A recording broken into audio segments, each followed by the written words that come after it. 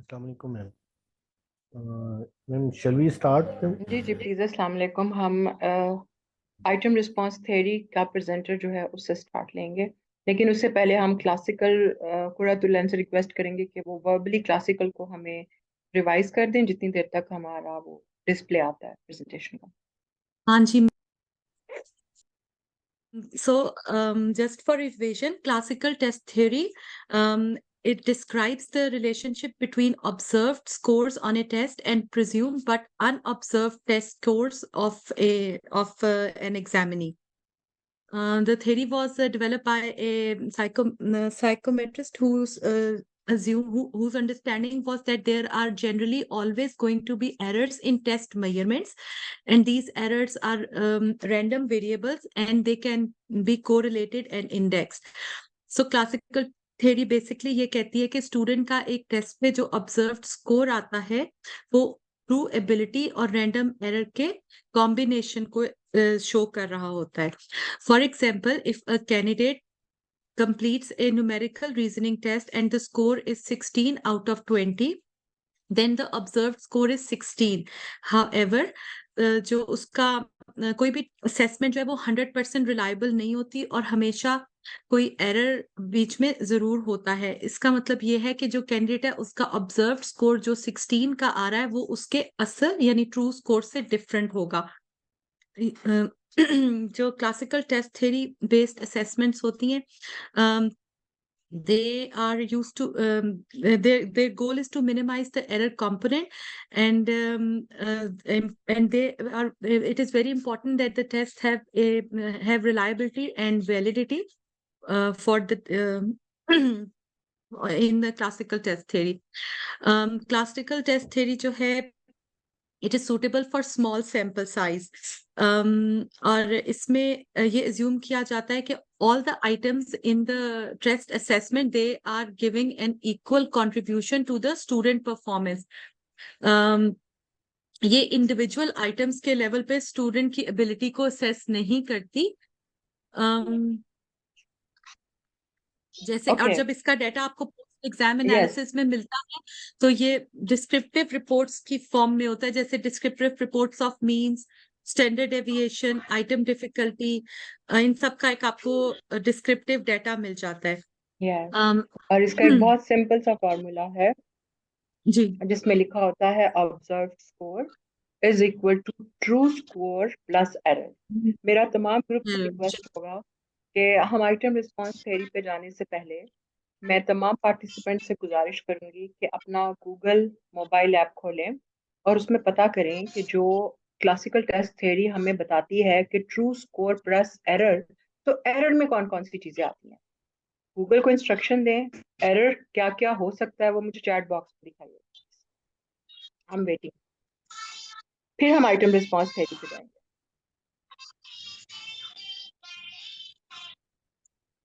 Very good. और ये जो स्टूडेंट इंटरेक्शन होता है इससे वैलिडिटी मुराद है क्या है कि उसको समझ नहीं आई या उसको सही समझ आई थी, है ना? ये कहना चाह रही हैं कुर्रतुलैन? मैडम जैसे फॉर एग्जांपल ऑस्की है और आपने उस पे जैसे एसपी रखा हुआ है तो वो एसपी कैसा बिहेव कर रहा है, क्या वो वाकई स्टैंडर्डाइज सिमुलेटेड सही पेशेंट है, तो ये चीज एक हो सकती है. इसी तरह जो इंडिविजुअल आइटम्स है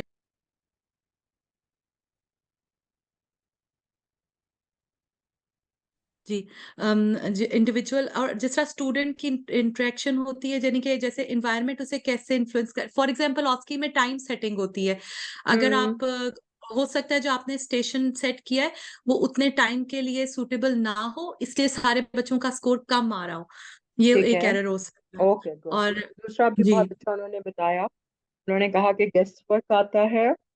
राहिला ने बताया है इसमें स्कोरिंग एरर्स आ सकते हैं, एग्जामिनी बायसनेस आ सकती है. Very good. So there is a long list of error. तो हमने क्या करना होता है कि उसकी ट्रू एबिलिटी और उसके ट्रू स्कोर्स पता करने के लिए हम कोशिश करते हैं कि एरर को मिनिमाइज करें, और उसके लिए क्लासिकल टेस्ट थ्योरी को प्रेजेंट किया गया था इन दैट टाइम पीरियड. सिर्फ 2 लोग ही सोच रहे हैं, मारिया ने भी बताया, बाकी की तरह 3 लोग हुए हैं अभी तक रिस्पॉन्स करने वाले.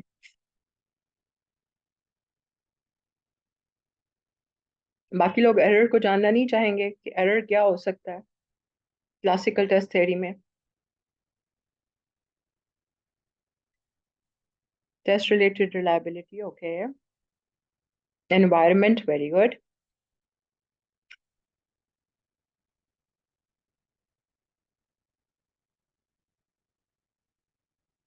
एग्जामिनर बायस आ सकता है।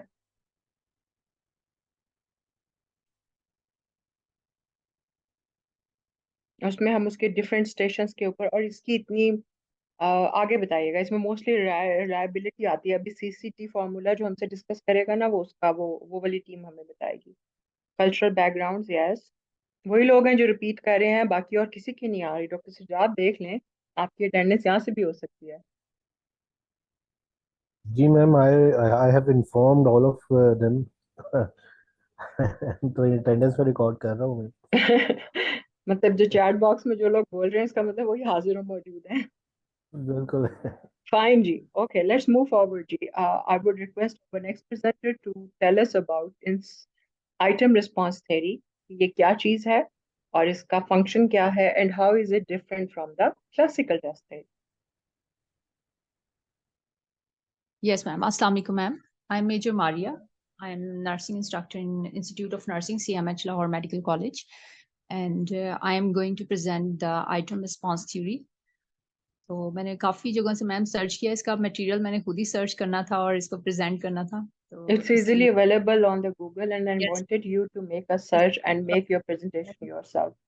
yes, ma'am. Ma'am, first of all, the introduction of item response theory is the item response theory was initially developed in 1950s and 1960s by Frederick Lord and other psychometricians, Lord 1952 and Lord Norwick 1968, who had the goal of developing a method able to evaluate respondents without depending on the same item included in the test. They have developed this theory to evaluate the respondents. Next, please. Item response theory is an important tool in the world of psychometrics. Psychometrics, ma'am, it's a branch of, is a field of study of psychology that is concerned with the theory and techniques of measurement.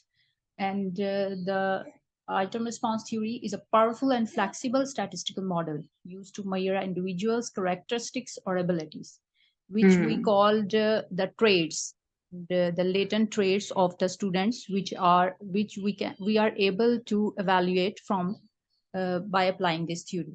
In other Okay. words, item response theory is used to measure and study how a person answers a particular set of questions or items. Next, please. Item response theory assumptions. There are 4 assumptions in the theory. Monotonicity. The assumptions indicate that as the trait level is increasing, the probability of a correct response also increases. Ma'am, there is a curve. इन्होंने एक curve draw किया हुआ है, latent trait ability on the x-axis and on the Good. y-axis probability of the response on an item. तो ठीक उस है। curve के जो है वो हम बता सकते हैं कि इसमें जो है ना वो कितना जो है स्टूडेंट ने पिक करके तो इस आइटम को रिस्पॉन्ड एक्यूरेट स्कोर किया है। यस, आइटम है ना, यस आपने यस एमसीक्यूज बनाए होंगे असेसमेंट में, तो उसमें यस आपको मैम बताया गया होगा कि एक सवाल को एक आइटम कहते हैं। यस मैम फाइन, एक आइटम तो ये बहुत क्लियरली डिफाइन करता है कि ये आइटम के रिस्पॉन्स को लेकर के कुछ जी इंटरप्रिटेशंस एक्सट्रैक्ट करके आपको ओवरऑल रिस्पॉन्स ऑफ स्टूडेंट्स बताएगा, और आप फिर उसके यस अंदर से बहुत से इंटरप्रिटेशंस निकाल सकते हैं, वो हम आगे जाके आपसे सुनेंगे। वेरी गुड, यस आगे। unidimensionality. The model assumes that there is one dominant trait, a latent trait being measured, and that this trait is the driving force for the responses observed for each item in the model. अगर ठीक है। हम बहुत सारे respondents से उसको जो है ना वो ले रहे हैं, तो हम देखेंगे कि उसमें मोस्टली जो है वो सबका आंसर किसने किया हुआ है, यानी कि सबको कौन सा इजी लगा है और उन्होंने पिक कर लिया, या इसमें हमने आपको ये भी आया पता हुआ है। चलता है कि कौन सा सवाल आसान आया था कि ज्यादा ने अटेम्प्ट किया, कौन सा मुश्किल आया था, तो ये आपको वो यस ग्राफ में वो चीज भी बहुत क्लियरली बता दे। बिल्कुल ठीक। Yes, ma'am. Next, please. Next, please. Number third is a local independence. Responses given to the separate item in a test are mutually independent given a certain level of ability. अब जो है वो student की level of ability को show करने के लिए है कि उसकी लोकल इंडिपेंडेंस जो है ना उस पर्टिकुलर आइटम में, उस पर्टिकुलर क्वेश्चन में होनी चाहिए। और इनवेरिएंस है, we are allowed to estimate the item parameters from any position on the item response curve. Accordingly, we estimate the parameters of an item from any group of the subjects who have answered the item. Exactly. हम में जो है ना वो बहुत clearly हम उसको देख सकते हैं कि किसने जो है ना वो किसकी एबिलिटी, लेवल ऑफ एबिलिटी हम क्योंकि देख रहे हैं इसमें लेटेंट ट्रेड देख रहे हैं स्टूडेंट का, तो वो हम इजीली इस पे पिक कर सकते हैं। बड़ी खूबसूरती से देते हैं और तकरीबन हर आइटम को वो एक डिफरेंट कलर से भी रिप्रेजेंट करेगा। अगर आप पूरे क्लास का देखना चाहेंगे ना तो हर आइटम का वो एक कलर डिफरेंट देगा और आपको पता चलेगा ओवरऑल हर आइटम का रिस्पांस कैसा आया हुआ है। यस, आगे चलिएगा। बेनिफिट्स क्या होते हैं जी? Benefits of G. The first advantage of its is robustness. It means that it's strong and healthy and vigorous. And item response 3 enables the analysis of items that can yield accurate, reliable results, even with items varying difficulties or with a large number of examinees. इनकी कोई भी हो तो जो है इसका advantage ये है कि ये स्ट्रॉन्ग और हेल्दी है और इसको हम बार बार रिपीट भी कर सकते हैं। और ये एक आइटम का रिस्पांस हमें आगे चल के अब हमारे जब दूसरे स्टडी वाले बताएंगे ना तो वो ये बताएंगे कि उस आइटम में से हम आइटम को रिस्पांस करने से हम कितनी चीजों का पता चला सकते हैं। yes. हाँ, ये अगले वाला प्रेजेंटर हमें बताएगा जो हमारा नेक्स्ट प्रेजेंटर है। Next, please. The second is the item response theory provides a powerful context in which to draw inferences. इनके हम inferences draw करते हैं, conclusions अपने लेते हैं on the basis of evidences and reasoning. Yes. जी, by using it, examinees can extrapolate information regarding the relative difficulty of different items, identity area, strengths or weaknesses in examinees, and better manage the challenges of constructing exams को हम construct करने के लिए अपने जो examinee है उसका हम स्ट्रेंथ्स और वीकनेसेस को इसमें जज कर सकते हैं। ठीक है। Third is IRT is scalable, यानी कि इसको हम मेजर कर सकते हैं। Fourth is IRT is a time efficient method, यानी कि हम इसको एफिशिएंटली अगर जो है वो अप्लाई करें तो टाइम जो है हमारा सेव भी करता है ये। और finally is item response theory is an invaluable aid in the development and improvement of exam items. Exam items को जो है ना डेवलप और इम्प्रूव कर सकते हैं इसकी बेसिस के ऊपर। ये हमें बहुत सी इंफॉर्मेशन प्रोवाइड करता है। सिर्फ एक आइटम का रिस्पांस हमें क्या क्या कुछ बता सकता है, ये हमारा जो नेक्स्ट प्रेजेंटर है ना वो हमें बताएगा। 3 डायमेंशनल आता है जी इससे। हाँ, ड्रॉबैक्स बताइएगा please. Yes, drawbacks or limitations of item response theory. Firstly, it requires a relatively large sample size in order for it to be effective. And even with a small sample size, there is always the issue of extrapolating meaningful results for an entire population. यानी कि इसके लिए थोड़ा large sample size चाहिए होता है क्योंकि हमने मीन, स्टैंडर्ड डेविएशंस और वो सारा स्टैंडर्ड एरर ऑफ मीन सारा कुछ निकालना होता है तो हमें एक बड़ा सैंपल चाहिए होगा इसके लिए। ठीक है, ठीक है। नेक्स्ट जी, in addition there might also be questions as to how a model like IRT actually measures intelligence or other such mental states. कि normally कहते हैं कि मेंटल स्टेट्स को कोई भी ऑब्जर्व नहीं कर सकता, तो इसलिए इसके ऊपर क्वेश्चन मार्क है कि IRT किस तरह से जो है मेंटल स्टेट्स को या इंटेलिजेंस को पिक कर सकता है।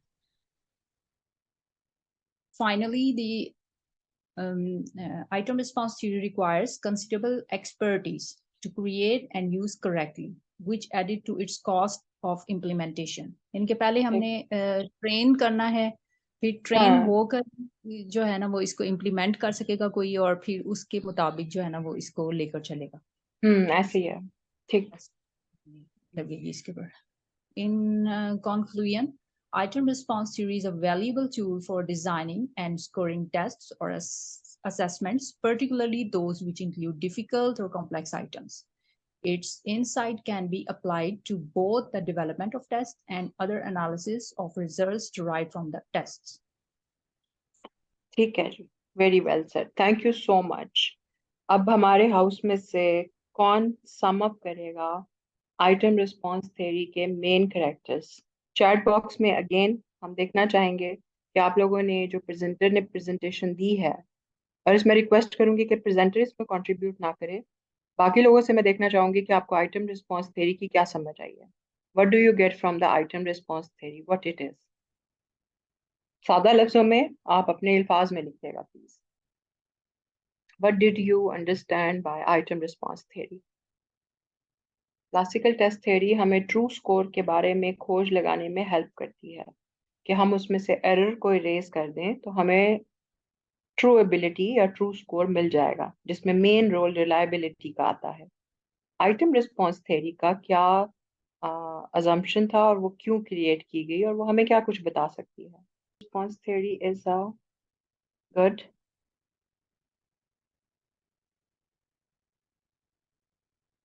Limitation as well, it needs large, ठीक है, इसका लार्ज सैंपल साइज चाहिए होता है।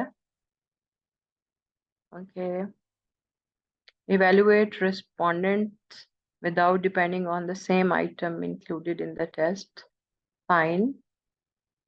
It can eliminate the prediction and guesswork. Very good. Excellent. इससे आप पता चला सकते हैं कि कितने responses जो थे वो guess पे ठीक हुए हैं, कितने फीसद लोगों ने guess work किया। वेरी गुड जी। और ये सारा स्टैट्स का है जी। इसमें आपको सॉफ्टवेयर चाहिए होते हैं बहुत बड़े बड़े, यूजली एग्जामिनेशन सेल्स जो होते हैं उनके पास ये सॉफ्टवेयर अवेलेबल होते हैं, जिस तरह वो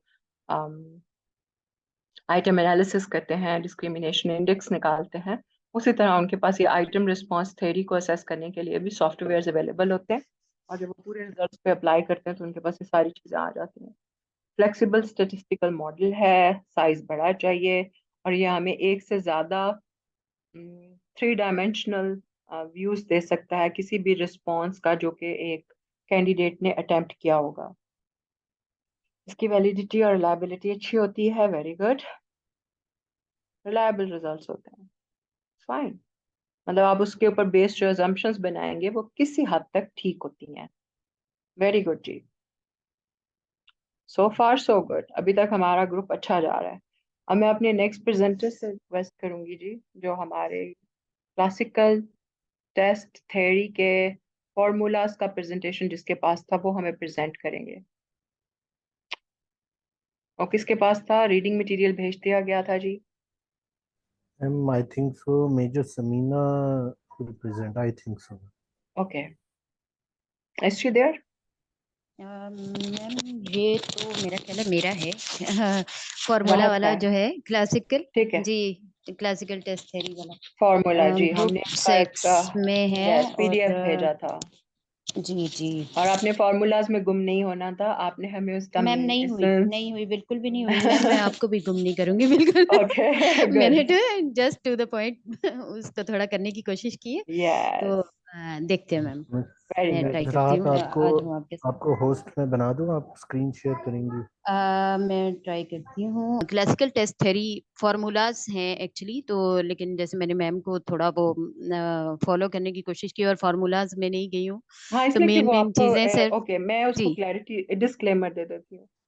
मेरा अपना जाती कॉन्सेप्ट ये है जी कि जिस तरह मेरा when I did my MPhil, तो हमने बायोस्टैटिस्टिक्स को एज ए सब्जेक्ट पढ़ा था। Being yes ma'am, doctor, being researcher, हमें ये पता होना चाहिए कि कौन सा टेस्ट कहाँ और कब लगता है। उसके जी फॉर्मूलाज के साथ हमारा कोई लेना देना नहीं है, इसलिए कि लिंक नहीं सॉफ्टवेयर होता, अवेलेबल हैं।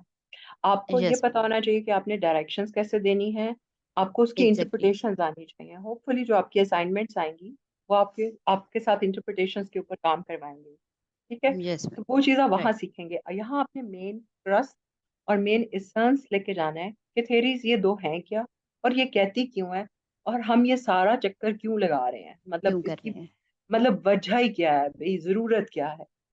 आप नहीं जी करेंगे, सारा काम सॉफ्टवेयर करेगा। लेट्स सपोज आप में से एक कंट्रोलर एग्जामिनेशन बन जाता है या उसको एग्जामिनेशन डिपार्टमेंट सेट करने के लिए दिया जाता है, अगर आपको इन चीज़ों का पता ही नहीं होगा तो आप इम्प्लीमेंट कैसे कराएंगे।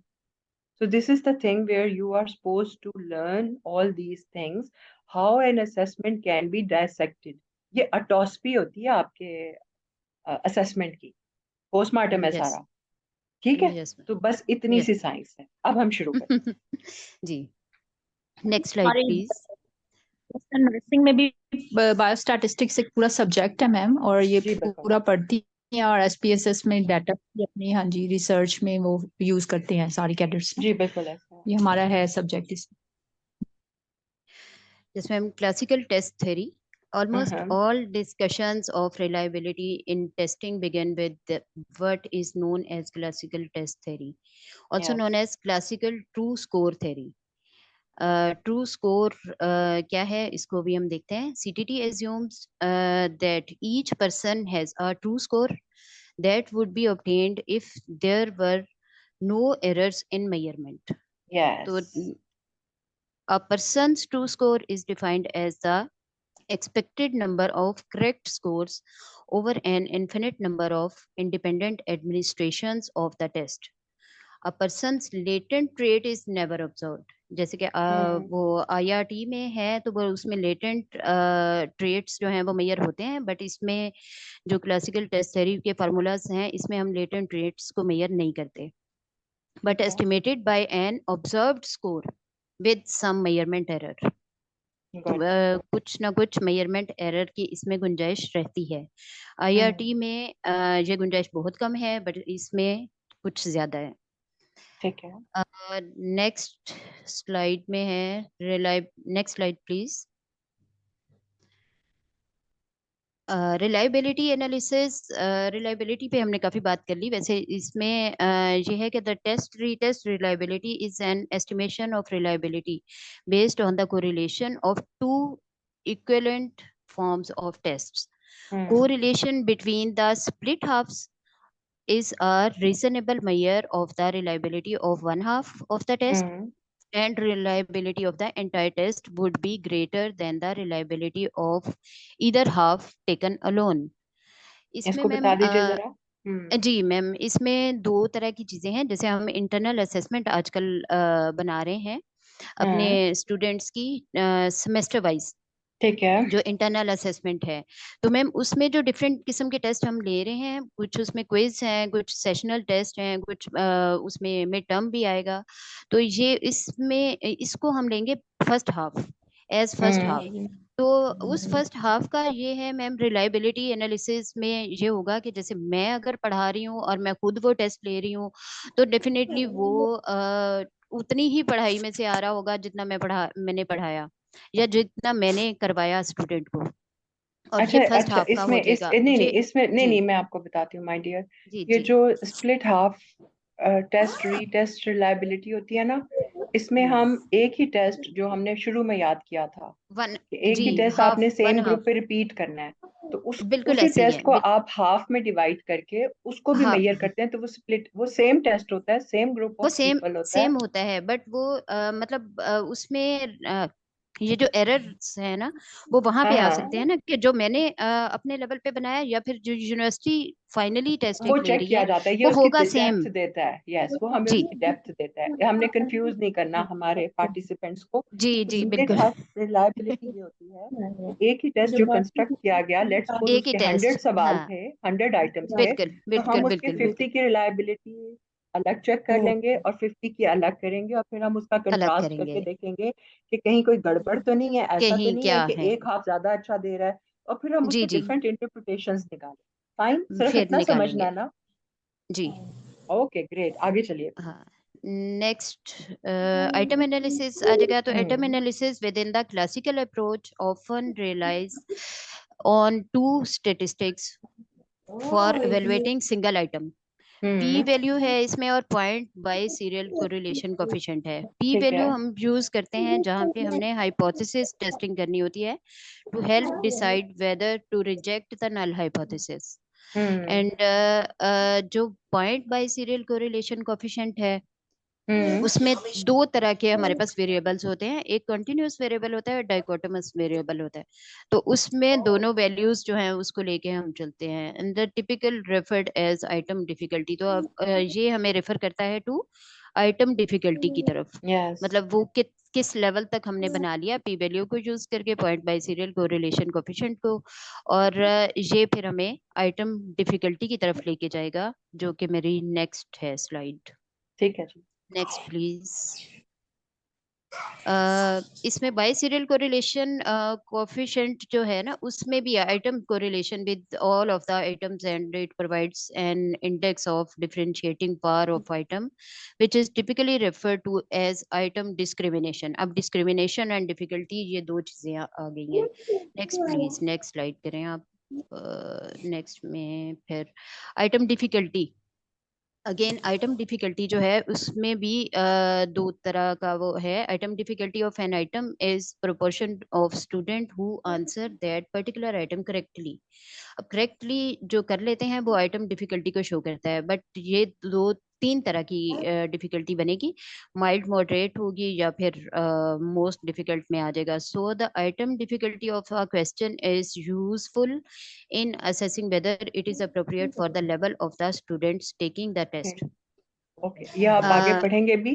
अभी जब जी आपको याद है जब आप लोगों ने एमसीक्यूज बना के दिए होंगे, बिल्कुल आप बिल्कुल बिल्कुल जी आप उसमें एज ये एन था। असेसर अपनी डिफिकल्टी खुद से लिखते हैं, लेकिन जब वो जी पेपर हो जाता है तो फिर एग्जैक्टली स्टैट्स मेजर करके बताती है कि जो आपने उसको लेबल किया था वो इस क्लास के लिए वाकई ही इजी था या मॉडरेट था। इजी था, तो फिर जो मॉडरेट था स्टैट्स या हमें फिर बताएगी डिफिकल्ट। हम उसे जी मानेंगे, आपका लिखा हुआ हम नहीं मानेंगे।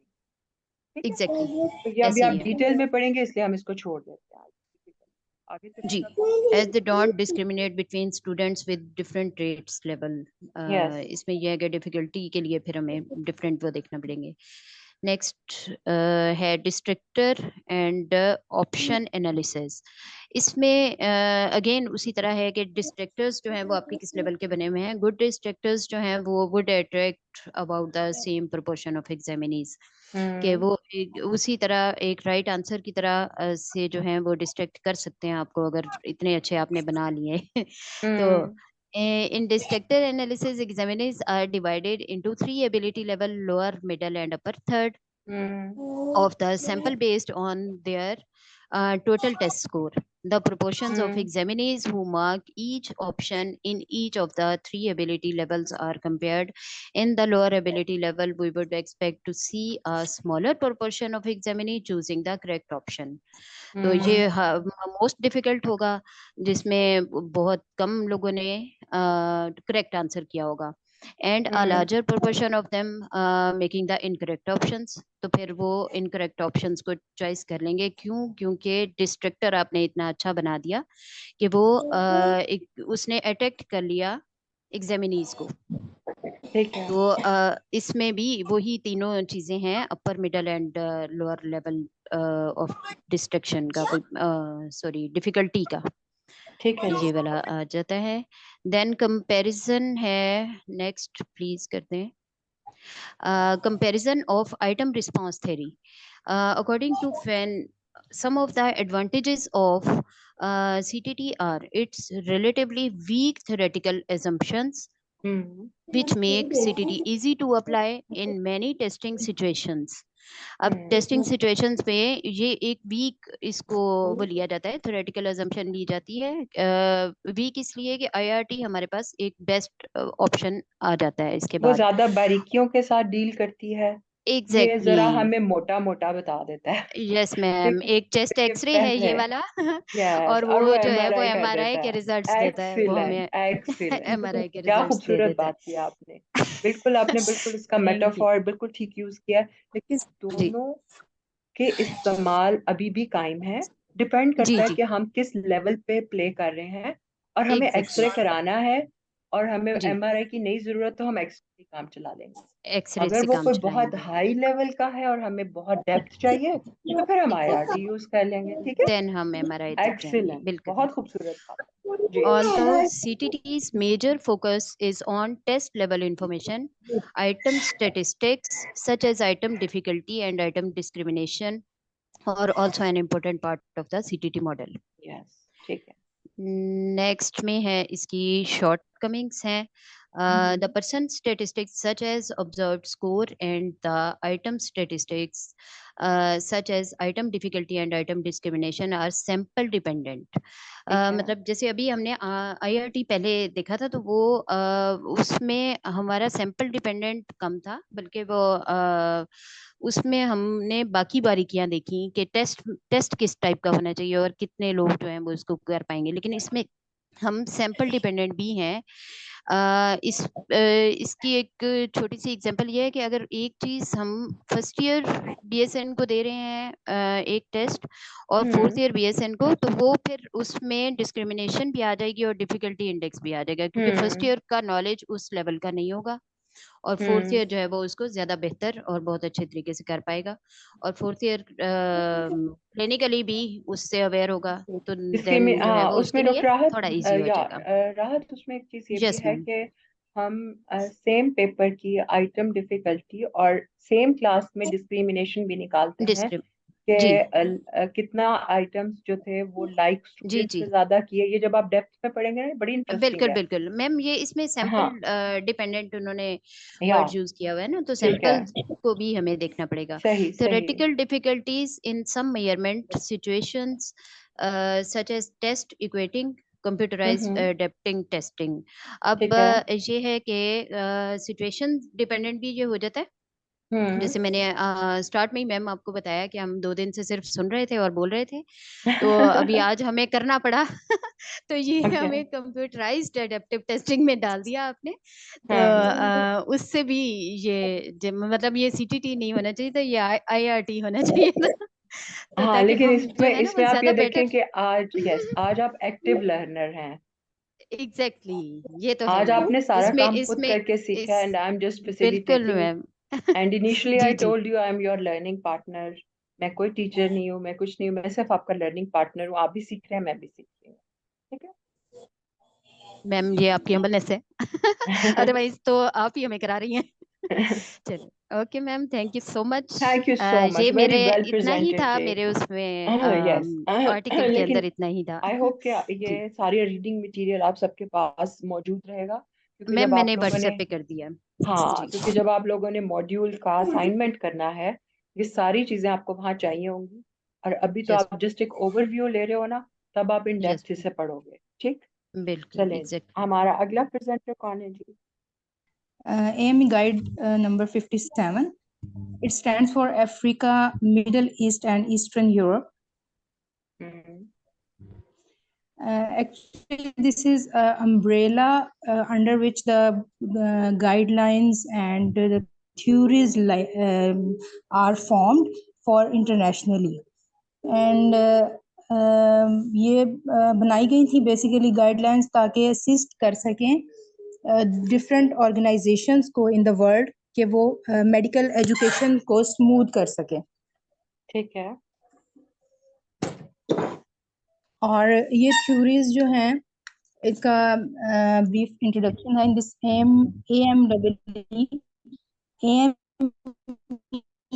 guide we discuss theories on expertise, development, and psychometric theories, and the relatively young and emerging framework of and founded.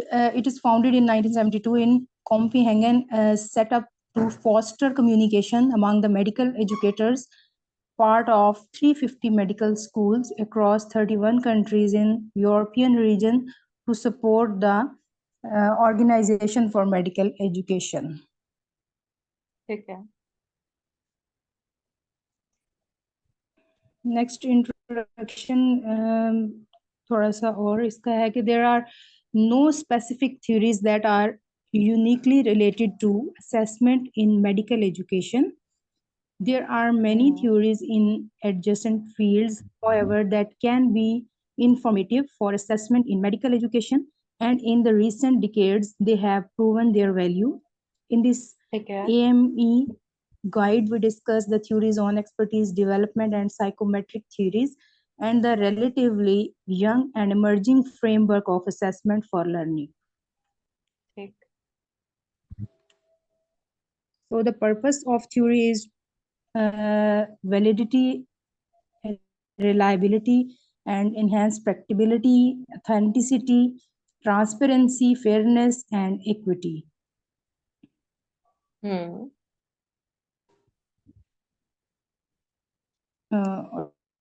और ये एक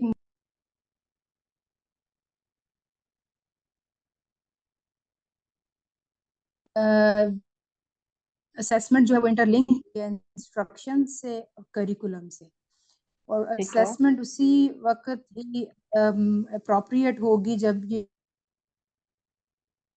इंटरलिंक करेगी इन दोनों के साथ, तो ही थ्योरी कंप्लीट होगी नोइंग और लर्निंग की।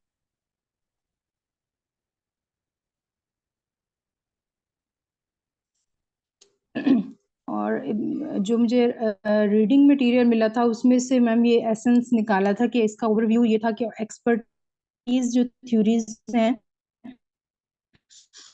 उनमें फर्दर जो चीजें चल रही हैं वो है नोवाइस टू एक्सपर्ट थ्योरी, जिसको लेके हैं अदर, और जिसमें कॉग्निटिव चीजों को देखा जाता है, और जिसमें ईगो और फर्दर जो हमारी साइको मोटर थ्योरीज हैं जो साइकेट्रिस्ट ने दी हुई हैं उनको अंडरलाइन बेस किया जाता है। बेसिकली ये पर्सन की कॉग्निशन से रिलेटेड है। नेक्स्ट रिलायबिलिटी है, इसमें theories can be categorised into classical test theories जो कि हम अभी पढ़ेंगे, जिनमें क्लासिकल टेस्ट थ्योरीज है, और आइटम रिस्पॉन्स थ्योरी जो कि जनरलाइजेबिलिटी थ्योरी भी है। ये तीनों इसमें लाई करेंगी जो रिलायबिलिटी से लिंक करेंगे। नेक्स्ट इज पर्पस असेसमेंट का बताया गया है कि general purpose of the assessment, इसमें specific reasons for the assessment है, जैसे एडमिनिस्ट्रेटर लेवल पे जर्नल असेसमेंट्स देखी जाती हैं, placements, exemptions, certification and promotion, और इंस्ट्रक्शनल लेवल पे डायग्नोसिस को फाउंड किया जाएगा, evidence of progress, feedback to the respondent, evaluation of teaching and और curriculum, and in research the purpose of assessment is evaluation and experimentation, knowledge about language learning and language use. ठीक है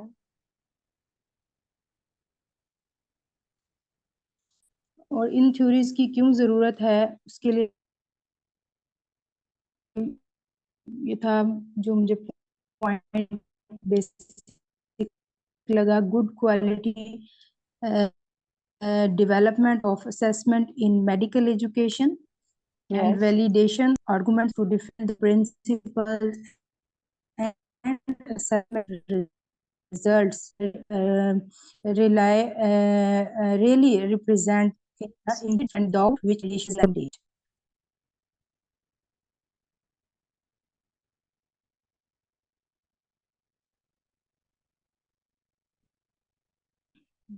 next ma'am instrument, assessment instrument जो है वो valid है या नहीं है ये भी इसमें बता दिया गया था, ये इसी में रीडिंग मटेरियल में। ये असेसमेंट फॉर उसमें से लर्निंग ये एंड था ऑफ कि लर्निंग असेसमेंट आपको इंस्ट्रूमेंट इज नेवर हाँ valid.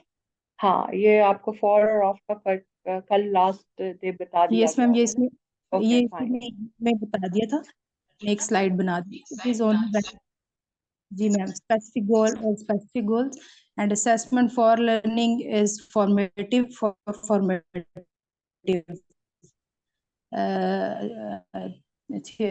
learnings and assessment of learning, इनको बस शॉर्टली एक लाइन में ही इन्होंने बताया। नेक्स्ट मैम ये फंक्शनल डॉक्यूमेंटर्स हैं, बेसिक अंडर रखा जाता है जो कि स्ट्रेटजीज और प्लानिंग और इसमें वैल्यूज को लेके फर्दर ये असेसमेंट और लर्निंग की जाती है, जिसमें डिटरमिन आउटकम्स हैं, प्रोवाइड learning opportunities हैं, measure effectiveness in use of results for improvements. तो ये complete model इसका था assessment of learning.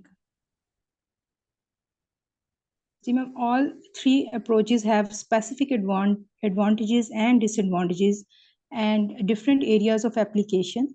And finally, in the guide, we discuss the phenomena of assessment for learning as opposed to assessment of learning and its implication for current and future development and research. Done. Okay, thank you. मुझे ये बताइएगा कि ये जो psychometric होता है, psychometric को उर्दू में आप कैसे डिफाइन करेंगे? What is psychometric? आप सर्च कर सकते हैं, आप कहीं से भी ढूंढ सकते हैं. How would you define psychometrics? The psychological studies which are measured. Yes. और थोड़ा सा प्रोब करें. What is psychometrics? It's a field of study in which, आगे कौन इसको पूरा करेगा? Psychometrics. Study within psychology concerned with the theory and technique of measurement. Yes, that is psychometrics. हम जब assessment की बात करते हैं ना डियर, और हम खास तौर पे उसमें जब एनालिसिस, जिसका मैंने आपको भी कहा कि आपने पोस्टमार्टम करना है किसी भी रिजल्ट का, और ये देखना है कि क्या वो रिजल्ट्स वाकई ही हमें स्टूडेंट की काबिलियत और उसकी जो एक्यूरेसी है उसके बारे में सही बताता है, तो उसमें से एरर रिमूव करने के लिए, खोज लगाने के लिए हम स्टैट्स से हेल्प लेते हैं, और वो जो इंटरप्रिटेशंस हमारे पास आती हैं उस स्टडी को हम साइकोमेट्रिक्स कहते हैं इन मेडिकल एजुकेशन. ठीक है, और वो बेस्ड होती हैं किसी थेरीज के ऊपर. आज जो हमने थेरीज पढ़ी उनमें दो थी. क्लासिकल टेस्ट थेरी, जो कि हमें एक्चुअल स्कोर तक पहुंचने के लिए एरर को रिमूव करने का तरीका बताती है, और उसके लिए उसने कुछ हमें फॉर्मूला भी दिया है. और वो फॉर्मूला कहाँ से आएगा? जब हम हेल्प लेंगे कंप्यूटर सॉफ्टवेयर की, तो वो हमारे लिए आसानी कर देगा. अब जो आइटम रिस्पॉन्स थेरी है वो किसी भी एक आइटम पे, और मजे की बात यह है कि आपके सिर्फ स्कोरिंग ही नहीं, ये जो आप और मैं दूसरे टेस्ट करते हैं ना, जिसमें आप और मैं फ्री टेस्ट अवेलेबल होते हैं कि मेरा स्ट्रेस का लेवल क्या है, मुझे इस वक्त एंजाइटी है कि नहीं है, ये इस किस्म के बहुत से ऐसे जो सेल्फ असेसमेंट क्वेश्चनियर हैं. आप यकीन करें कि वो जो रिजल्ट्स हमारे बारे में बता रहे होते हैं ना, वो एक्चुअली पूरी साइकोमेट्रिक्स के ऊपर डिजाइन किए जाते हैं, प्री टेस्टेड एंड वैलिडेटेड होते हैं. आपको पता है आप और मैं हैरान क्यों हो जाते हैं एकदम से, है ये तो वाकई सही बता रहा है मेरे बारे में. वो जादू नहीं हो रहा होता कोई. एक्चुअली उन्होंने उसको प्री टेस्ट किया होता है, और पता होता है कि अगर इस आइटम पे एक बंदे का रिस्पॉन्स ये आएगा तो मोस्ट प्रोबेबली वो इसके करीब होएगा. तो ये सब प्रोबेबिलिटीज पे बेस्ड टेस्ट होते हैं. मैं अब सम अप कर रही हूँ, प्लीज अगर किसी की कोई क्वेरी हो तो मुझसे पूछ ले. प्रोबेबिलिटीज होती हैं जिसके ऊपर अंदाजा लगाकर बताया जाता है कि मोस्ट प्रोबेबली ये बात होगी. हतमी वो भी नहीं होती, लेकिन हम उसमें प्रोबेबिलिटीज में ज्यादा अश्योर हो जाते हैं. आप में से किन के बच्चों ने ये जो ऑस्ट्रेलियन इंग्लिश टेस्ट होता है या मैथमेटिक्स के टेस्ट आते हैं, कैम्ब्रिज में जो बच्चे पढ़ते हैं, किसी के बच्चों ने कभी अटेम्प्ट किए वो टेस्ट, इंग्लिश लैंग्वेज का, कैंगरू मैथमेटिक्स का वगैरह वगैरह? जी मैम, कैंगरू टेस्ट, हाँ जी कैंगरू टेस्ट हुआ था. Okay. एपीएस में है बच्चे. हाँ जी. यस. अब वो जो मुझे बताएं, वो जो कैंगरू टेस्ट दिया था और उसका रिजल्ट आया था, आपने पढ़ा था अपने बेटे का कैंगरू मैथमेटिक्स का या इंग्लिश का टेस्ट? उसका रिजल्ट डिटेल में पढ़ा था आपने? मैम रिजल्ट तो सर जस्ट टीचर ने बताया था, उन्होंने ऐसा दिखाया नहीं था, and he received the gold medal for that. अच्छा, मैं आपसे ये रिक्वेस्ट करूंगी कि वो जो कैंगरू मैथमेटिक्स के होते हैं ना, उसमें डिटेल में घर में भी आते हैं बात स्टूडेंट्स के. आप अपने ना वहाँ के स्कूल के किसी टीचर से करिएगा जिसमें आप स्टूडेंट का नाम और वो चीज़ अरेज कर दें, और आप अपने इस ग्रुप में जरूर शेयर करिएगा. मैं आपको इंटरेस्टिंग बात बताऊँ, उस टेस्ट का पूरा, ठीक है मैम. आपके जो भी आपका बच्चा अटेम्प्ट करता है ना, उसमें वो इतना खूबसूरत एनालिसिस आया होता है कि आपके बच्चे का ट्रू स्कोर इतना है, इतने सवाल उसने गेस वर्क पे किए थे, इतने एक्चुअल में उसका नॉलेज था, and it's a wonderful thing. मुझे पता है कि जब मेरे बेटे का कैंगरू मैथमेटिक्स का रिजल्ट घर आया तो मैं उसको पढ़ के अश कर उठी। मैंने कहा वाह क्या बात है जी। बताया गया था कि उसने कौन कौन से क्वेश्चन आइटम्स, ये टोटल कितने गेस वर्क पे सॉल्व किए थे, उसका टोटल एक्यूरेट टेस्ट का रिजल्ट कितना था, और इस वक्त वो अपने उस ग्रुप में जिसने वो अटेम्प्ट किया था उसमें उसका लेवल कितना बनता है according to the knowledge of mathematics. अब अगर हम पुराने जमाने में रहते होते तो मेरे लिए तो वो जादू था ना कि है इतना बड़ा स्कॉलर कौन हो सकता है जिसको मेरे बच्चे के बारे में इतनी चीजें पता चल गई। It was all psychometric testing, जिसमें उन्होंने उस बच्चे का एक एक बताया, और अगर मैं उसकी डिटेल रिक्वायर करूंगी, और उस पर उन्होंने ये भी बताया कि इसका नॉलेज फलां में डेफिशिएंट है क्योंकि उसने वो वाले सारे सवाल नहीं अटेम्प्ट कर सका। एनालिसिस का वो आपको लेवल भी बताएंगे कि बच्चे का इस वक्त ब्लूम्स टैक्सोनॉमी में इस पेपर के अंदर एनालिसिस की तैयारी कहाँ तक थी। This is all psychometric. अब आप मुझे बताएं वो क्लासिकल टेस्ट थ्योरी पे था या आइटम रिस्पांस थ्योरी पे उन्होंने मुझे सारा रिस्पांस दिया था। जल्दी से चैट बॉक्स में बोलना नहीं है, आइटम रिस्पॉन्स थी। सब लिख के बताएंगे प्लीज, सब लिख कर बताएंगे कि वो कौन सा था जिसपे उन्होंने मुझे इतना डिटेल रिजल्ट मेरे बेटे का घर में भेजा था। IRT, why? आप सब क्यों कह रहे हैं IRT? Why not CTT? लो जी, इधर तो 100% IRT आ गया है। CTT क्यों नहीं है जी? मजा आ गया, इसका मतलब है वी एम्ड आवर टुडेस गोल। आप मुझे बताइए कि वो CTT क्यों नहीं है?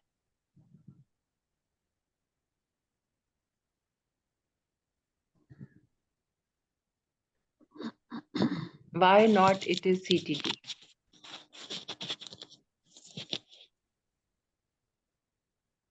मैम जो कैंगरू टेस्ट है वो तो एक ही दफा होता है ना, और उसमें ये है कि फाइनल नेशनल एक लेवल पे होता वो है। लेते हैं, नेशनल लेवल पे होता है, और फाइनल एक टेस्ट लेके तो वो करते हैं, उसको एवेलुएट कर देते हैं बच्चे को। हाँ उसमें मतलब उस तरह के वो ट्रेड्स वगैरह और वो बाकी चीजें इस तरीके से एवेलुएट नहीं करते, वो IRT ही करते हैं। जैसे क्योंकि वो डेप्थ में दे रहे हैं, डेप्थ में दे रहे हैं।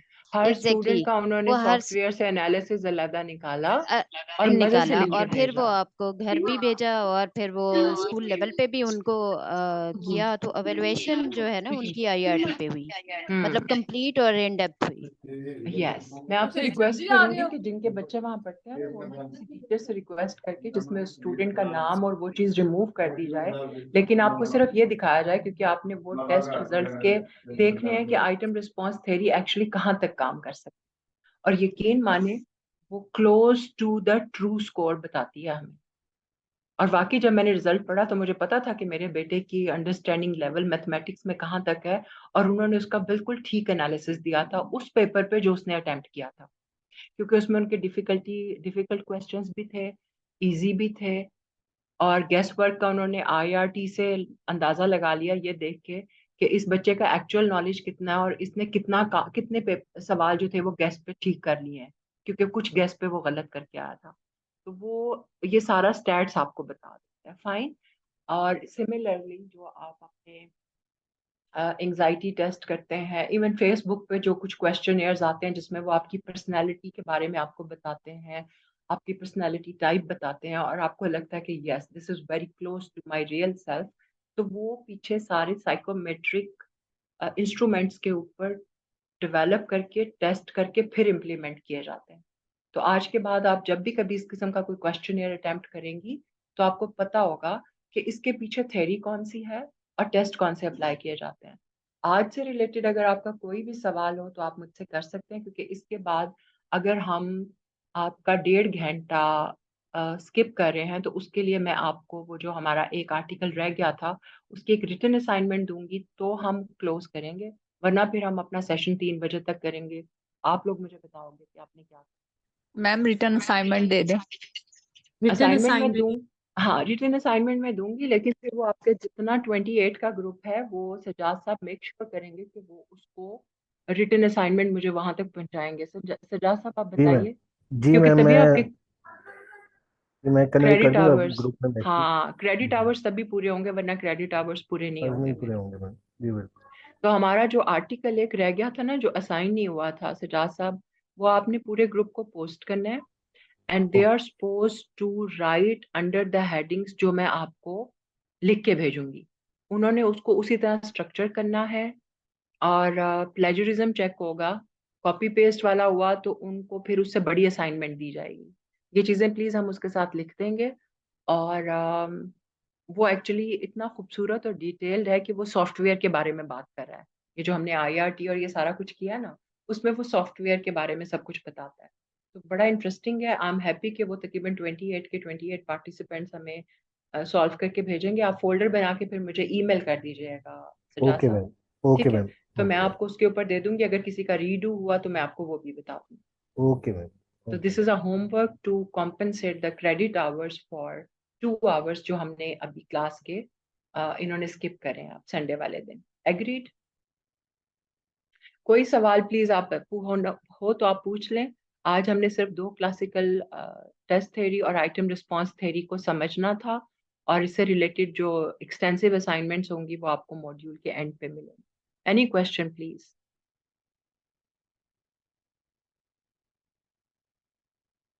या सब आता है या कुछ नहीं आता?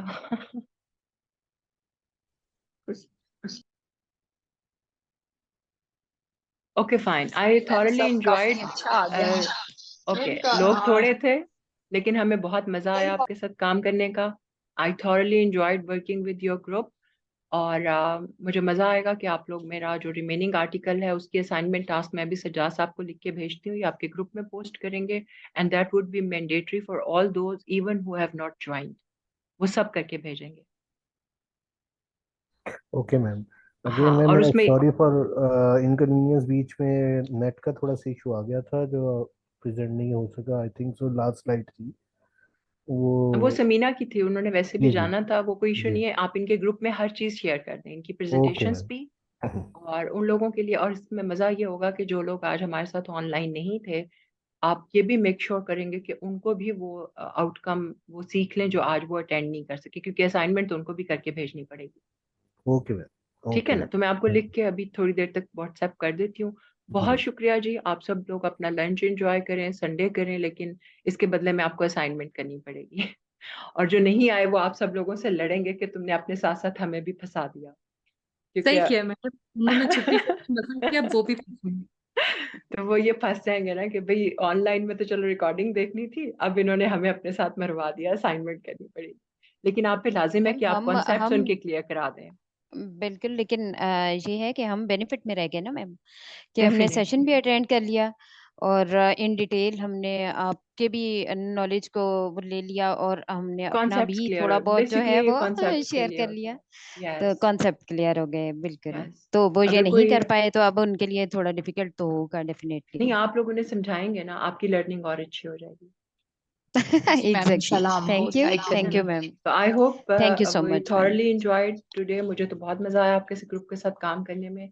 और पार्डन मी, क्योंकि मुझे क्रेडिट जी आवर्स मैम। पूरे करने हैं, तो मैं आपको असाइनमेंट तो लाजमी दूंगी। तो इसके लिए आप मुझे वो जी मैम। हॉक टीचर ना समझिएगा कि बड़ी फजूल किस्म की आई थी। एक तो हमें वहां से काम कराती रही, फिर होमवर्क भी दे के चली गई। तो आपने 2 घंटे की छुट्टी लेनी है तो काम तो करना पड़ेगा। ठीक है? ठीक है ma'am. I okay. hope. Sure जी मैम। जी। Okay. Thank you, Ji. Wish you a very safe thank you. Sunday. Enjoy your family time and see you some other time. Uh, Thank you so somewhere much, else. madam. देखे कहाँ मुलाकात होती है। बहुत शुक्रिया। Take care. Assalamu alaikum. Thank you, Dr. Sajjad, for such a nice you. facilitation. Thank you. Thank you. Thank you, Assalamu alaikum.